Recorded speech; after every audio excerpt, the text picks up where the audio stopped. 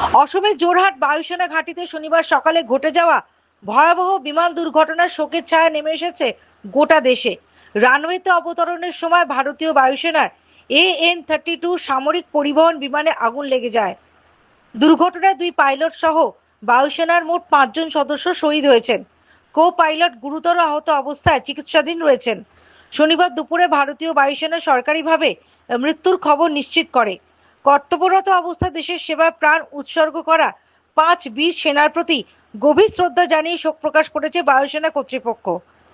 বায়ুসেনার প্রকাশিত তালিকা অনুযায়ী শহীদদের নাম: squadron leader Prashant Singh, flight lieutenant Shubham Kumar, sergeant Jitendra Sharma, Agniveer Vayu Khemaram কুমাবাত এবং অগ্নিবীর বায়ু দানিশ আলম।